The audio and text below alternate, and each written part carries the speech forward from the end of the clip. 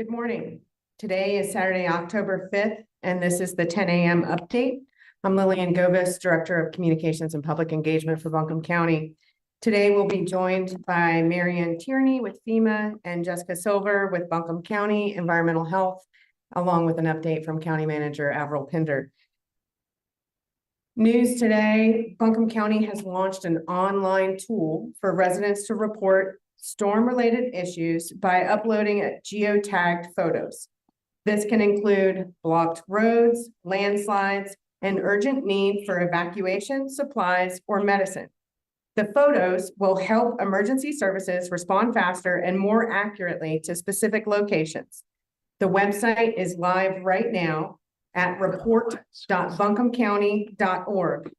Please use this to report for emergency services only. Again, it's report.buncombecounty.org. You'll take a photo with your phone, upload it to the website, and the geocode attached to that photo will tell emergency services where you are posting that photo from, so we can get supplies, materials, and emergency support to you. Do not use the take photo or video option because that will not transmit the location information. You need to take a photo, upload the photo, and that geocoded location information will be transmitted to our emergency services personnel. I'll now turn it over to County Manager Avril Pinder.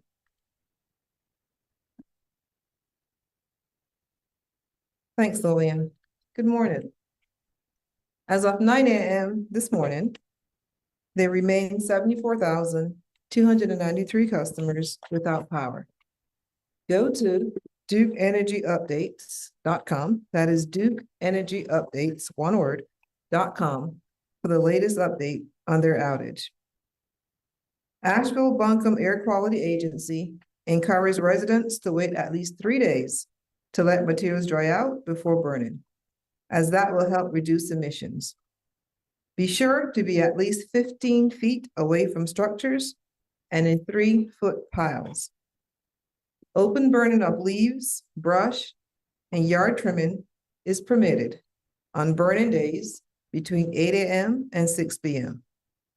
To find out if it's a burn day, check abairquality.org, abairquality.org, or call 828-250-6767. Again, 828-250-6767. You are allowed to burn anywhere that does not receive public yard waste pickup. The burning of household trash, building materials, asphalt materials, cardboard, processed wood, and paper is always prohibited. Again, that is household trash, building materials, asphalt materials, cardboard, processed wood, and paper is always prohibited. Burning is not allowed in the city of Asheville, the towns of Biltmore Forest, Black Mountain, Montreux, Weaverville, or Woodfin. So no burning in municipal limits. Our landfill is open today until 1 p.m. Reminder that our transfer station at Harmony Creek remains closed until further notice. Food and water distribution sites are open until 7 p.m. or supplies run out. Please bring containers to refill water. These sites are William Estes Elementary School and Overlook Road, Sandhill Elementary School, Sandhill School Road, North Windy Ridge Intermediate School on Doan Road in Weaverville, Fairview Elementary School, Charlotte Highway, Fairview, Black Mountain Ingalls, NC9, 550 NC9 in Black Mountain, Cane Creek Middle School, Lower Brush Creek Road in Felcher, Lester Elementary School on Gilbert Road in Lester. Sites in Asheville are Asheville Middle School, Lucy Herring Elementary School, Shiloh Community Center, and Pat Square Park. Now we'll turn it over to Jessica Silva with Buncombe County Environmental Health.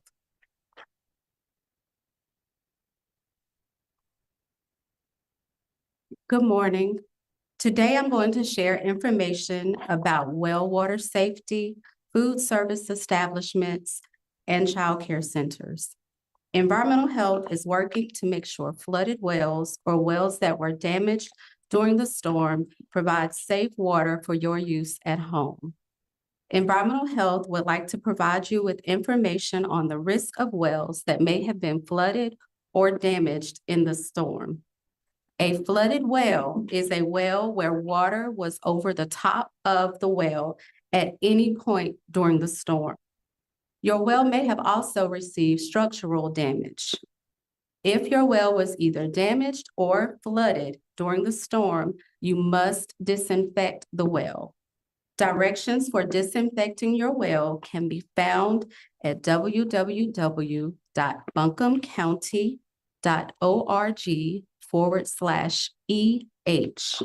Again, that's buncombecounty.org/EH. Once your well has been disinfected, please call 828-250-5016, and we will have someone come and collect your water sample. Being without water is hard, and we are all being creative when it comes to flushing. So we ask that you consider putting a filled 2-liter bottle in the back of your toilet. This will reduce the amount of water that's needed for each flush. Also, you can think of ways that you can reuse water. For example, after you wash dishes, pour the dishwater into the back of your toilet for future flushing.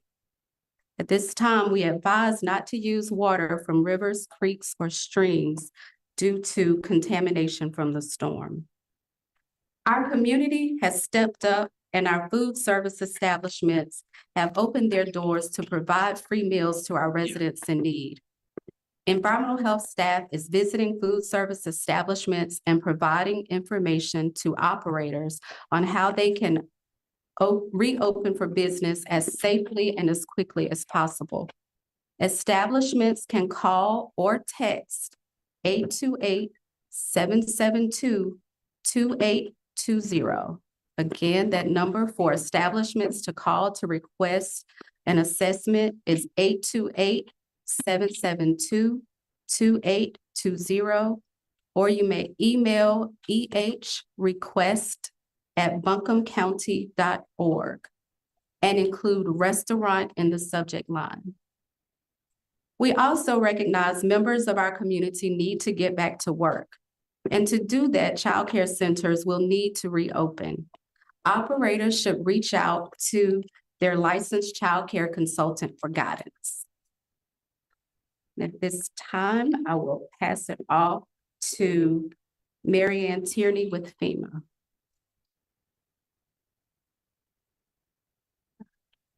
Good morning. I'm Mary Ann Tierney. I'm the National Incident Management Assistance Team Lead assigned here in Buncombe County. Again, our thoughts are with everybody that is still recovering and responding to the storm. This is a long road, and FEMA will be with you every step of the way. I want to provide some updates that will help you on the road to recovery. First of all, life safety remains our top priority. Search and rescue is still ongoing throughout the county. And so we ask that you be mindful of our first responders working alongside the roads and ensure that if you are driving, to drive safely to ensure that they can continue their critical life safety mission. To date, FEMA has received over 27,000 applications, which have been approved, and has provided over $27 million statewide. Specifically in Buncombe County, 14,000 applications have been approved, and over $12 million has been dispersed to disaster survivors. This is critical assistance that will help people with immediate needs, as well as displacement assistance that helps them if they can't stay in their home. So with that, I encourage you to register for disaster assistance if you have not done so. You can register by calling 800-621-FEMA or going to disasterassistance.gov. Disasterassistance.gov is all one word. If you are unable, because of your communication connectivity issues, to register online or via telephone, you can visit our disaster survivor assistance teams, which are out in the community today. We will have teams at the WNC Ag Center at 1801 Fanning Bridge Road. We'll also have people at Pack Square Park at 80 Court Plaza, the A&B Tech Community College at 340 Victoria Road, as well as the Black Mountain Pod at 310 East State Street. In addition to these, the disaster survivor assistance teams that will be at these specific locations, we will also be canvassing in the communities of Emma and Woodfin today. We will be canvassing additional communities in the coming days. And so again, just in summary, I encourage you, if you have not registered for disaster assistance, to do so. It is the first step in the recovery process, and we can provide immediate relief in terms of serious needs assistance to replace food, water, medicines, other life safety critical items, as well as displacement assistance if you cannot stay in your home. Again, you can register by calling 800-621-FEMA or disasterassistance.gov or visiting one of the sites with our disaster assistance survivor teams. Thank you.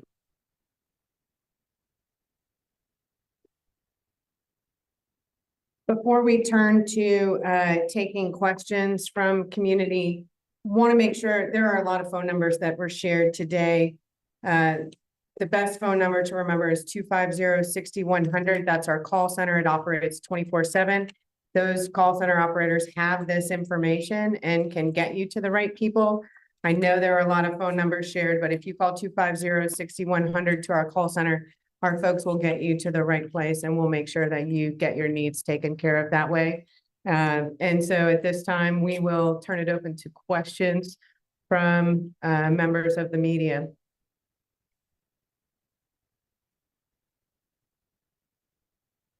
Do we have any questions in the chat? We have a question for Marianne that came in at last night's briefing we weren't able to address. Is there any kind of assistance? Is there any kind of assistance program for renters who rent mobile homes that have been damaged?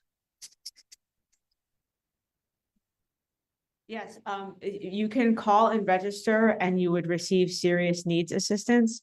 So again, I encourage all people who have been affected by the storm to register by calling online, calling 800-621-FEMA, registering online at disasterassistance.gov, or visiting with one of our disaster survivor assistance teams. Hey, it's Laura Lee at BPR. Another follow-up question. Is there specific help for undocumented immigrant victims of the disaster? Our assistance to undocumented immigrants is limited. However, if a dependent in the household is a legal permanent resident or citizen, then the household may be eligible for assistance. And the way to determine that would be to register, and then we can work through those individual cases. Hey, it's Laura at BPR. Marianne, I had a question about the boots on the ground. We have additional questions? Can you not hear me? Can you hear me? Anything in the chat? Angelica? I believe we had someone asking a question. Laura, we're not able to hear Laura. Laura, if you could add your question to the chat.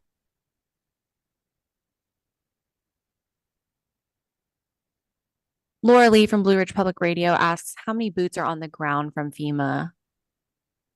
Bigger than FEMA, I will say we have 1,300 emergency responders on the ground right now from agencies across the country, including the Fire Department of New York.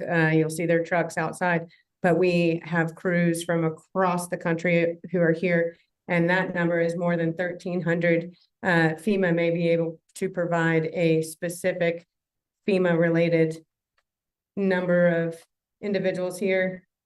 Do we have a number from FEMA?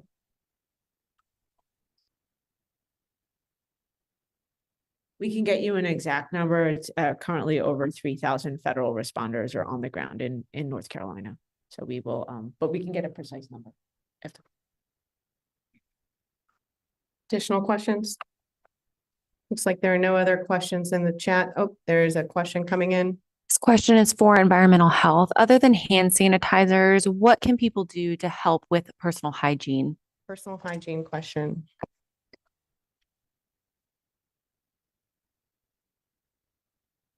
You can use gloves for personal hygiene. People can use gloves if they're preparing food. They can certainly use hand washing, use hand sanitizer. In addition to that, if you have a way to heat water, wash your hands as often as you can. Again, once you use that water, use it to put it in the back of your toilet to reuse water as much as you can. We know hand sanitizer is is the next best option to being able to wash your hands all the time. Follow-up question to that is about foodborne pathogens and other illnesses like norovirus. Given our sanitation limitations, do you have any advice? And I would use hand sanitizer, wash your hands as often as possible. I think we need to go back to the the COVID days when we greeted each other with elbows and speaking versus shaking hands. I would definitely recommend washing your hands as often as possible. That is the #1 way to prevent foodborne illness.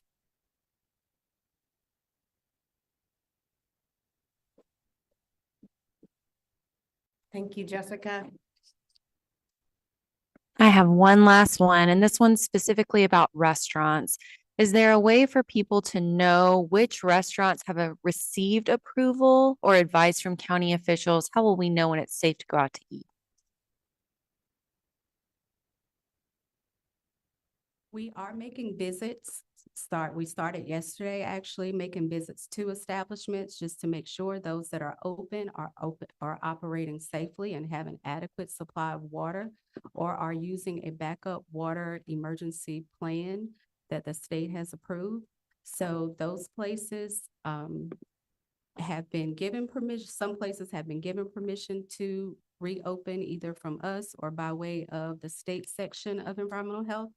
Other establishments, we are making those visits as quickly as we possibly can. We'll be working all throughout the weekend to get those visits made. At this time, we do not have a resource where residents can go to verify that we have made a visit. We can look at adding something to our website. So more to come on that.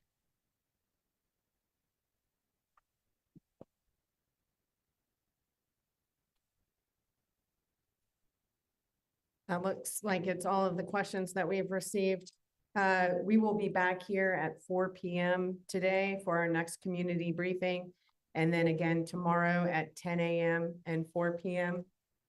For our community briefings. And so we will provide further updates as they're available at that time. And so we thank you all for tuning in and stay strong. Thank you.